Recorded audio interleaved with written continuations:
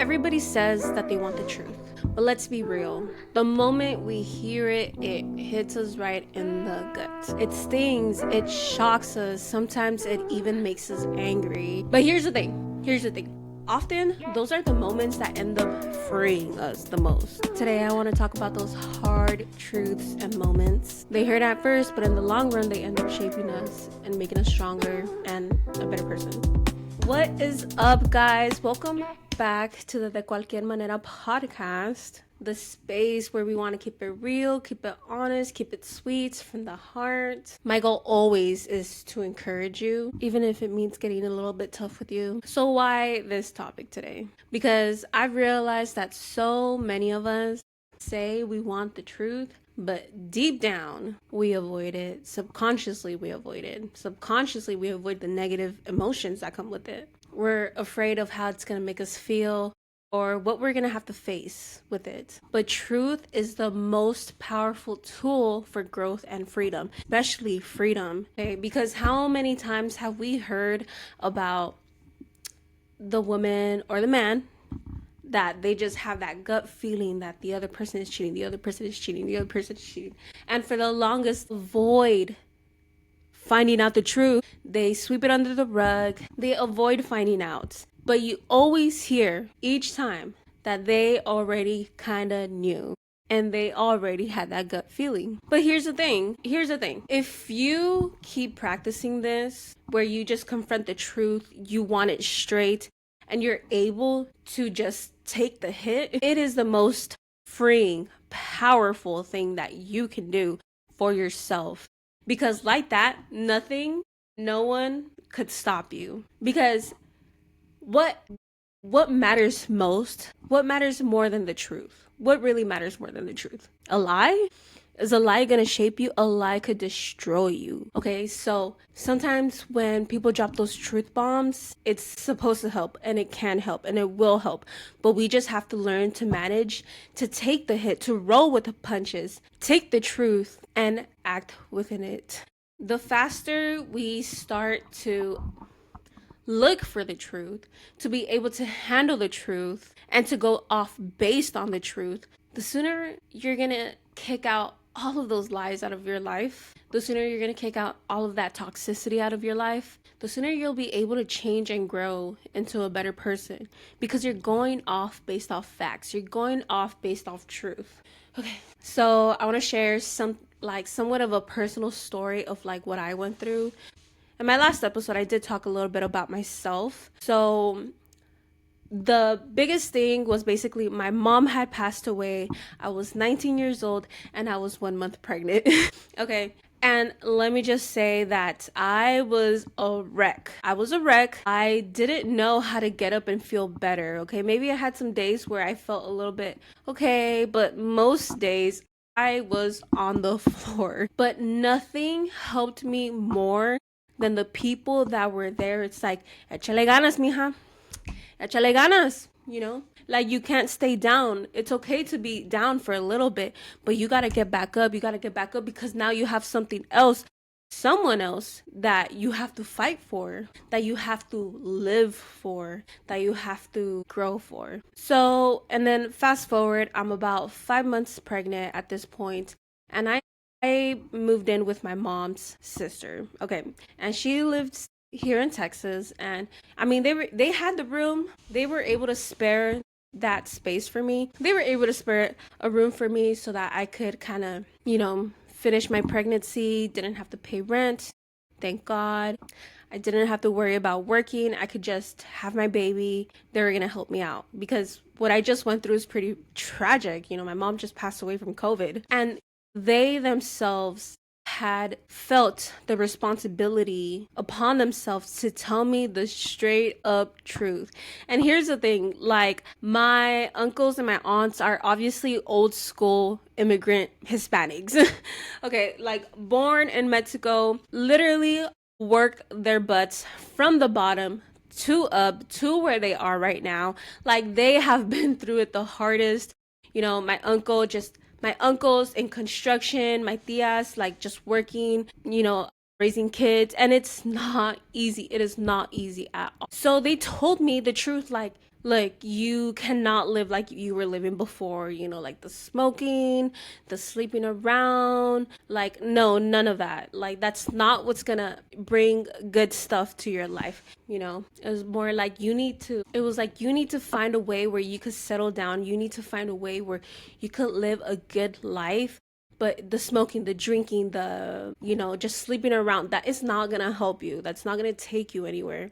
You need to be strong. You need to be firm. You need to be the power source for your daughter in order so that you could bring good things for your daughters, in order so that you could bring good things for you in your life. And I just remember how I felt in that moment. It was painful. It was a little like I got a little defensive because it's like, well, obviously, like that's obviously what I'm gonna do, but as like an individual, we tell ourselves we want to do something. We tell ourselves we want to pay off our debt. We want to tell ourselves that we want to stop a certain addiction.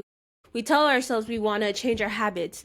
But when it's just us keeping ourselves accountable, that does nothing for us. That does nothing for you. That is not how you grow. A lot of people are able to do that. But me, personally, myself, God knew that I couldn't do it. And God knew that my aunts and uncles and the way that they were going to keep me accountable and reinforce it is what I needed. But in the moment, did you think I wanted to hear it? No, I did not want to hear it. But then later, you reflect, especially when all this time has passed by. Like, it has been about 5 years since that.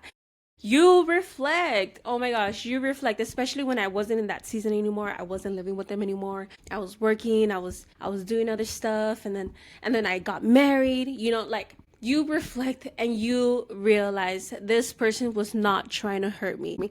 This person just wanted to see me grow. This person just wanted to see me in a better place, and that I had every opportunity. I had the strength. I had everything that I could do. I realized that they weren't trying to tear me down. They were trying to build me up. Did it hurt?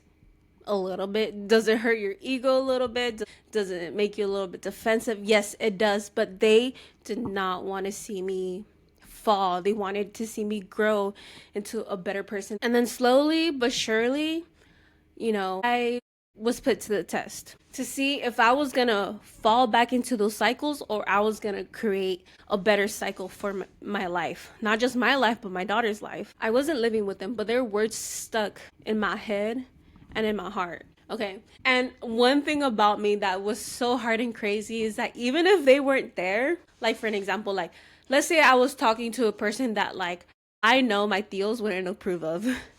That like if they knew that this person was trying to talk to me and honestly didn't even have the best intentions, they'll be like, what are you doing talking to that person? Yeah, I could hear their voice in the back of my head. I'm like, man, my tios would not approve of this person. And that's another thing that I knew that my tios were there. I knew that whatever person I end up being with, like I knew that I was eventually going to have to introduce them to my tios, to my family. And all I wanted to do was make them proud. All I wanted to prove to them is like, look, what you did for me wasn't for nothing. What you did for me, even though it is so hard, let me just say, it is so hard when you're trying to help someone out, because I feel like so many times I've tried to help people out, but sometimes you got to take away that help because they are not appreciating it. They don't want to change. They're just trying to like freeload off of you. Okay. And I know what it's like to like have to take away support. And obviously I didn't have that opportunity until later on. But regardless, that tough truth helped me and pushed me to change out of a cycle, a toxic cycle that I was in when I was living in LA. And before my mom passed away, before I got pregnant, I was praying to God, like, God, I want to get out of this cycle so bad. Like, I want to do better. Please help me. Please help me. And then something like this happens. It's pretty extreme, but it's what I needed. And it was for the best. And God always knew what was best, okay? And He sent me to the people that were going to push me in the right way or in the way that I needed. Did I still have to kind of heal from a little bit, talk about it in therapy? Yes, because they were harsh. But I still love them. But here's the thing that I've learned too sometimes is, when it's been my turn to tell the truth to other people, especially people that I love, man, like telling my friends, any family, is that I received such harsh truth and it was given to me so hard. I mean, the intention behind it was love, but It did not sound like it, did not feel like it. But when you are delivering it to someone else, especially just kind of knowing what you've been through, it's so important that you try your best to deliver it with love, with how you're saying it, and still trying to help them in that way, in that setting. Very often, like, people that are very truthful tend to say the truth, but very harshly.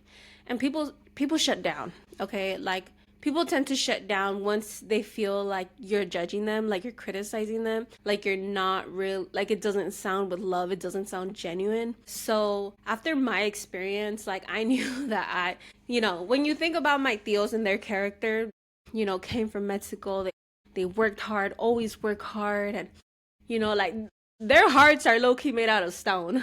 Okay, but they had love, they cared, but they would deliver that truth a little bit harshly. Going forward, for me, it filters out now. And I've told some truths. But here's the takeaway. The truth doesn't always feel good. It stings, but it's only temporary. But the freedom will last.